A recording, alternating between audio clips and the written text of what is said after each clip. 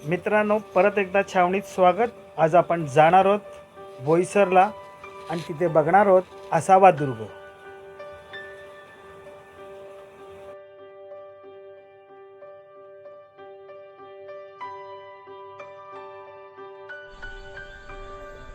मित्रांनो, ठाण्यावरून आता कोपर स्टेशनला आलोय। आता कोपरवरनं बोईसरला जायचंय। आपण चाललोय आसावागड बोईसरला। तुम्हाला संपूर्ण व्हिडिओ मी शेवटपर्यंत तुम्ही बघा। हा ठाणे ते बोईसर हे तिकीट रिटर्न 60 रुपये आहे।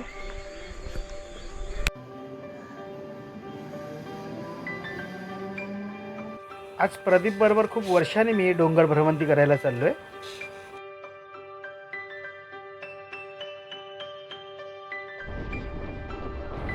समोर जो अथांग जलाशय बघतोय तो वैतरणेचा आहे।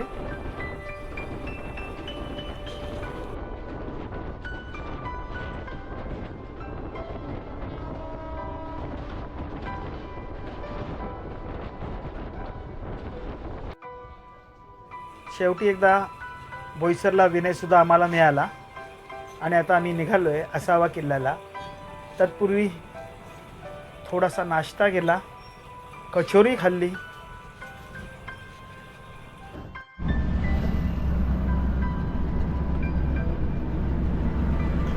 मित्रांनो, आम्ही आता बोईसर स्टेशनला उतरून चाललेलो आहे। विराज नावाची कंपनी आहे, तिकडनं आसाव्याला जायला रस्ता आहे।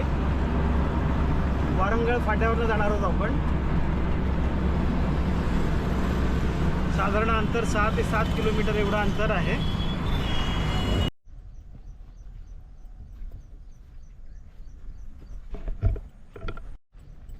मित्रांनो, विराज कंपनीवरून आम्ही सुतारपाड्यात आलो आहे। सुतारपाड्यातून आसावा या दुर्गावरती जायला रस्ता आहे, तर आपण आता तिकडे जाणार आहोत। आणि सर्वात महत्त्वाचं म्हणजे सागरी मार्गावरील डहाणू आणि बोईसर या बंदरावरती लक्ष ठेवण्यासाठी या किल्ल्याची निर्मिती करण्यात आली होती। तर आपण आता चला माझ्याबरोबर व्हिडिओ संपूर्ण बघा।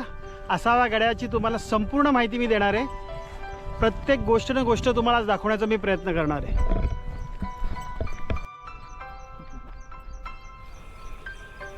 डोंगर भ्रमंतीला सकाळी सुरुवात केली की खूप बरं पडतं। समोर तुम्हाला जो दिसतोय तो आसावा दुर्ग आहे।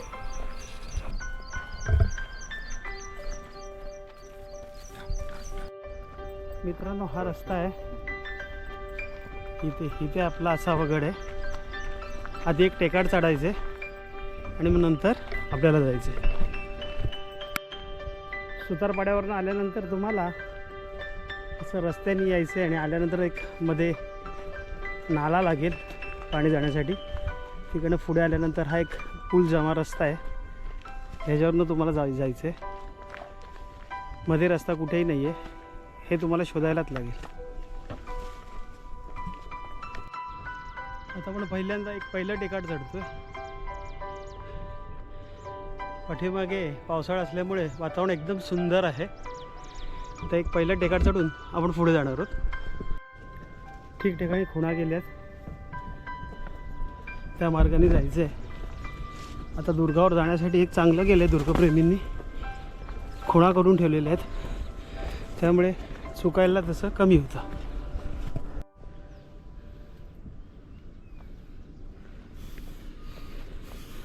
परत हा आसावा दुर्ग, तिकडे जाणार आहोत आम्ही। विनय, मी, प्रदीप खूप वर्षांनी एकत्र ट्रेक करतोय।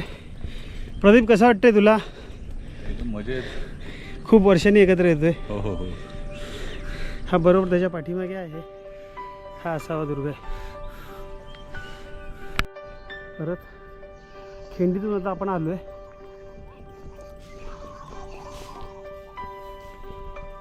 आता आपण असा जो रस्ता आहे आणि बरोबर आसावा गडावरती जाणार आहोत। वातावरण छान आहे। सगळ्यांना सांगावंसं एकच वाटतंय की तुम्ही हा पावसाळ्यात करा। पावसाळ्यात खूप छान आहे, सगळीकडे झाडी असते। समोर तुम्ही बघताय वातावरण अतिशय छान असतं।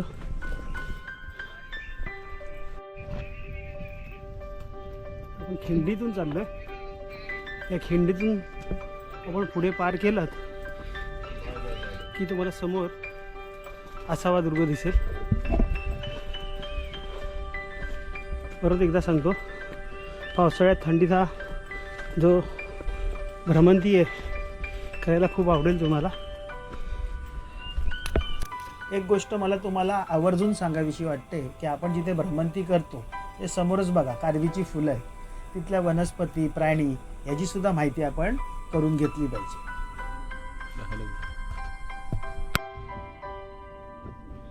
मित्रांनो, ही सगळी तटबंदी वाटती आहे, दगडी तटबंदी आहे. आणि ह्या मोडक्या तटबंदीतून आपण आता गडात शिरतोय.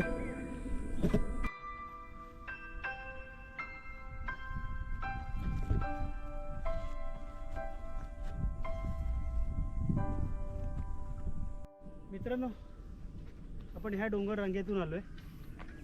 समोर तुम्ही बघत असाल ह्या डोंगर रांगेतून आपण आलो आणि असं इथपर्यंत आलेलो आहे. आणि आता समोर जर तुम्ही बघाल तर तो तिकडे काळदुर्ग आहे, जे अतिउच्च ठिकाण आहे ते काळदुर्ग आहे. मध्ये जो आहे तो देवकोप तलाव आहे. आणि मागच्या वेळी जेव्हा आम्ही आलो होतो तेव्हा जो आम्ही दुर्ग भ्रमंती केली होती ती आसाव्यापासून तिथपर्यंत गेली होती.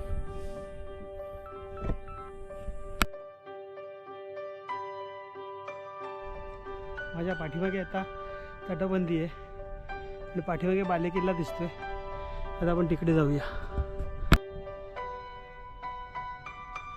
बालेकिल्ल्यात शिरतोय. मग अशी तटबंदी आपण बघितलीत आणि ही सगळी तटबंदी आहे दुसरी. तिकडे आपण आता जाणार आहोत. बालेकिल्ल्याची तटबंदी हा असा रस्ता आहे. इकडे आपण जाणार आहोत वरती.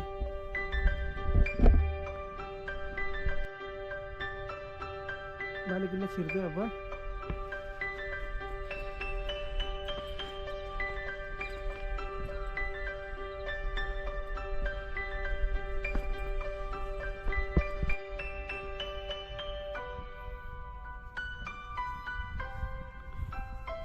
बरोबर बालेकिल्ल्यावरती आल्यानंतर इथे समोर तोफ आहे. आपण तिकडे पण जाणार आहोत. खालती तिकडनं खाली उतरलं तिथे इथे पाण्याची टाकीसुद्धा आहेत, ती बघणार आहोत.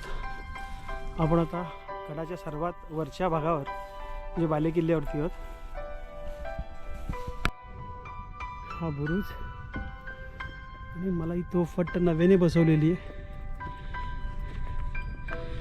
ज्या तोफेने रक्षण केलं आपलं स्वराज्याचं ती ही तोफ. तिच्या बाजूलाच ही दुसरी तोफ.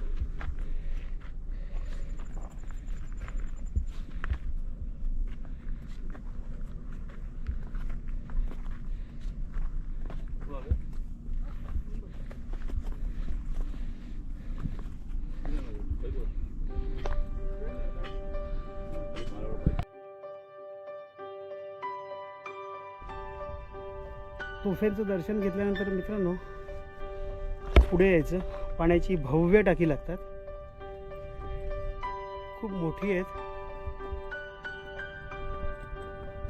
त्यातलं एक टाकं खूप मोठं आहे. हे दुसरं टाकं.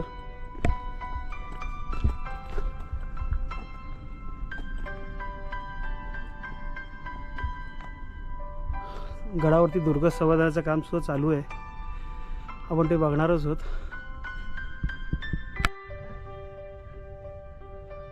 हे वाड्याचे अवशेष. पाण्याच्या टाक्यावरून उजव्या हाताला वरती आल्यावरती हा मोठा वाडा आहे, तुम्ही बघत असाल.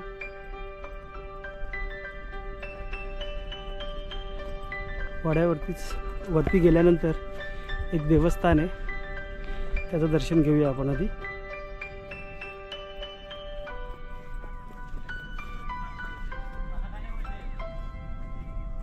गडावरचं देवस्थान आहे आणि मग अशी बोललो तसं ही पाण्याची टाकी, तिकडनं आपण वरती आलो.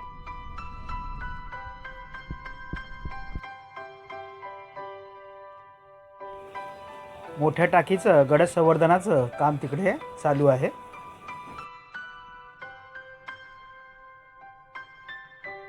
मित्रांनो, मी आसावा गडावरती आलेलो आहे आणि आसावा गडावरती आल्यानंतर मी जवळजवळ आता हा 15-20 वर्षानंतर येतो आहे आसावा गडावरती.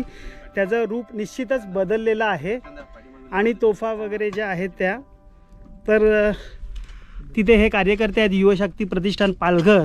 तर आपलं नाव काय सर, तुम्ही सांगा, तुम्ही काय काय करता? जय शिवराय. माझं नाव प्रशांत रामचंद्र सातवी. आम्ही युवाशक्ती प्रतिष्ठान पालघरच्या 9व्या वर्धापन दिनानिमित्ताने आज आम्ही आसावागड संवर्धन मोहीम लावलेली आहे. आणि आपण जर बघत असाल तर महादरवाजाच्या वरच्या अंगाला हे महाकायाचं टाकं आहे. ह्याचा व्यास जो आहे हा 24x36 इतकं भलं मोठं हे टाकं आहे. आणि जवळपास याची जर ही बघितली डेप्थ बघितली आपण तर जवळपास 10 ते 15 फूट ही डेप्थ आहे. आणि सातत्यपूर्ण आम्ही ही आसावगडावरती ही मोहीम राबवतोय. आणि हे युवाशक्ती प्रतिष्ठानच्या माध्यमातून इतिहास अभ्यासक श्रीदत्त राऊत सर यांच्या मार्गदर्शनाने आम्ही सातत्यपूर्ण या मोहीम सगळ्या राबवतोय. आणि आज जर आपण बघितलं असेल तर आम्ही सकाळच्या सत्रापासून या गडाची खरी जी गडदेवता आहे ती आई महालक्ष्मी माता आहे.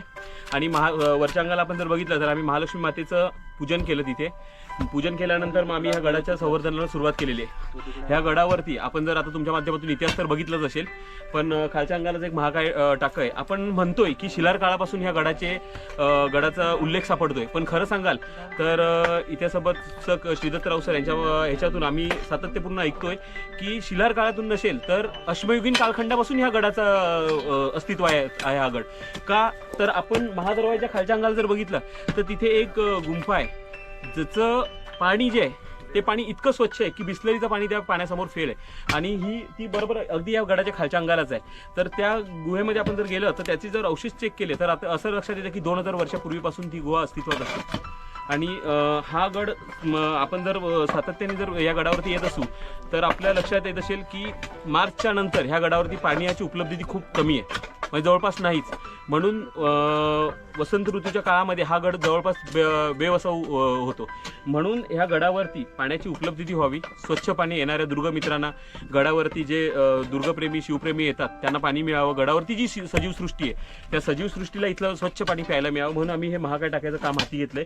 नक्कीच येत्या काळात हे आम्ही पूर्ण करणार. आणि नक्कीच सर्व दुर्गमित्रांना आव्हान करेन की हे कसं, हे जे काम आहे हे एकट्या दुकट्या संस्थेचं नाही आहे, तर आमच्या सोबत येऊन जर इथे बाकी संस्था पण येऊन जर संलग्न आपण हे काम केलं तर नक्कीच हे 24x36 भला मोठा जो व्यास आहे याचा, आपण जर आता सर बघितलं असेल तर ह्या बघा, ह्या कितीतरी मोठ्याशा दगडी आता याच्यामध्ये ढासळून पडलेल्या आहेत टाक्याच्या आतमध्ये. त्यात आम्ही बऱ्यापैकी बाहेर काढण्याचं काम सगळं आमचं सुरू आहे. तर मी सर्व दुर्गमित्रांना आव्हान करेन की येत्या काळामध्ये आपण संयुक्तरित्या जर इथे मोहिमा राबवत गेलो तर नक्कीच गडाचं गडपण जपता येईल. आणि हे महाराष्ट्रातील जे गडकोट आहेत ज्यांचं संवर्धन करणं येत्या काळात ही काळाची गरज आहे खरं तर, आणि येणाऱ्या पिढीला आपला हा ऐतिहासिक ठेवा देता येईल ह्यासाठी नक्कीच आम्ही प्रयत्नशील आहोत. आपण सर्वांनी जर ह्या मोहिमेमध्ये सहभागी झालो तर नक्कीच आपण हा ऐतिहासिक ठेवा जो आहे तो जपण्यासाठी आपला सगळ्यांचा हातभार लागेल. धन्यवाद. जय महाराष्ट्र, जय शिवराय, जय युवाशक्ती.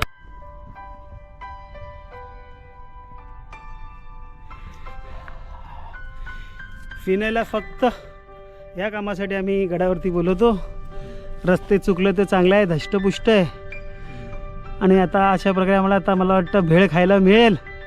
गडावरती आलो आहे, अजून काही अवशेष बघायचे आहेत. तर आधी आपण त्याने केलेली मस्त भेळ खाऊया.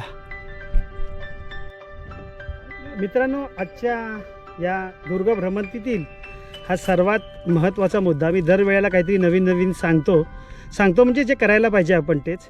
तर इथे सूचनाच लिहिलेली आहे की ह्या टाक्यांमधील जे पाणी आहे हे दुर्गप्रेमी पिण्यासाठी वापरतात, त्यामुळे त्यात कचरा करू नका, त्यात पाय टाकून बसू नका, काही करून ते स्वच्छ राहील असं बघा.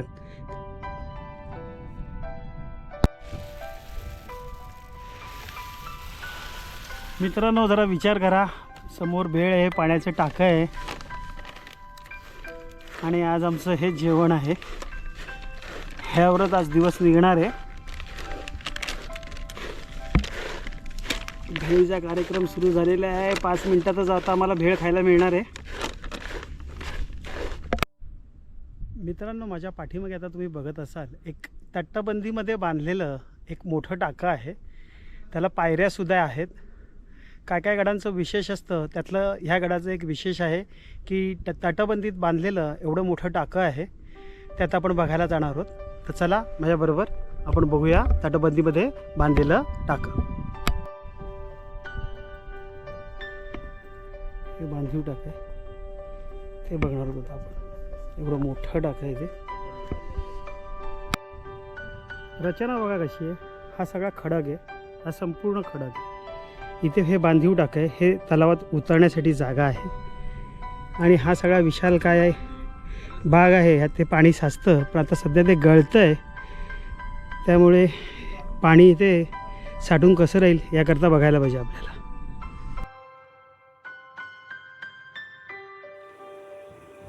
चला तर आपण जरा एकदा पायऱ्यांनी खाली उतरूया आणि हा संपूर्ण जे मोठं पाण्याचं टाकं आहे ते बघूयात.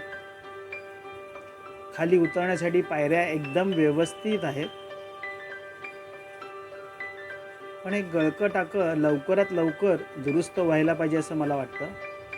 तर पाण्याचा साठा इथे वाढेल त्याकरता प्रयत्न करायला पाहिजेत. आता समोर बघताय तुम्ही की आपण ह्या पायऱ्यांच्या मार्गाने आलो आणि हा एवढा मोठा परिसर आहे. पण एवढा मोठा परिसर असूनसुद्धा पाण्याचा साठा मात्र इथे नाही आहे जो व्हायला पाहिजे. थोडक्यात पाणी साचून राहण्यासाठी आपल्याला काहीतरी प्रयत्न इथे करावाच लागणार आहे.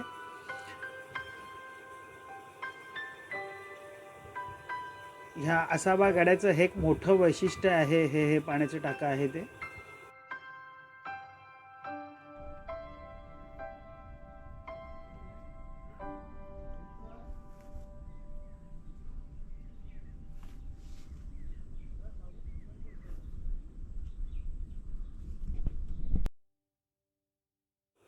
मित्रांनो, तुम्ही जो हा खाली बघताय हा मुख्य दरवाजा आहे, म्हणजे हे प्रवेशद्वार आहे गडाचं. जे बरोबर तुम्ही बघत असाल समोर ही माणसं काम करतायत त्या टाक्याचं, त्याच्या बरोबर खालती आहे. आता आपण ते बघणार आहोत. आणि टाक्याच्या खाली हा एक हा दरवाजा. आपण आलो ते तुटलेल्या भिंतीतून आलो, पण हा खरा मार्ग आहे, तिकडे आता आपण जाणार आहोत.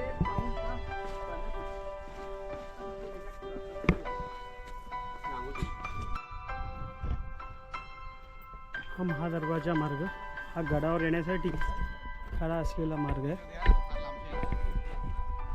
अतिशय सुंदर अशा पायऱ्या इकडे आहे बघा.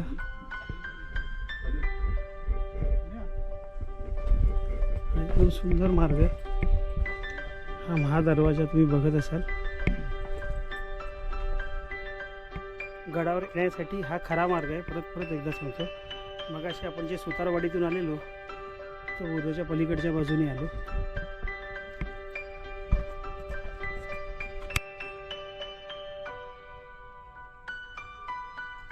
गडाचा महादरवाजा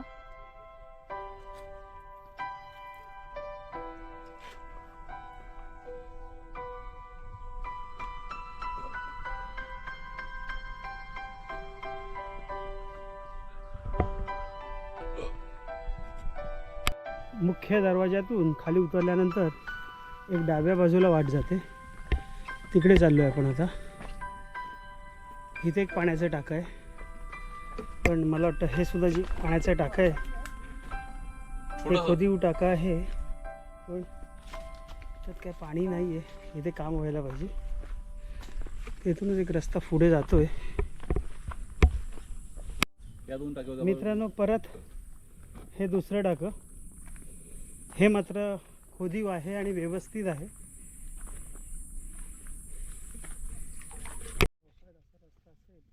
मित्रांनो, प्रवेशद्वारातून खालती आल्यावर उजव्या बाजूला गेल्यावरती तुम्हाला ती गुहा दिसते, जी आम्ही बघू शकलो नाही म्हणून तुम्हाला सांगतोय. प्रवेशद्वारातून उतरल्या उजव्या बाजूला जायचं आहे तुम्हाला.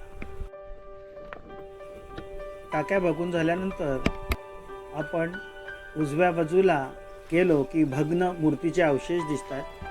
मला तर ह्या आपल्या मारुती रायाचेच अवशेष वाटत आहेत, ते आपण आता बघूयात.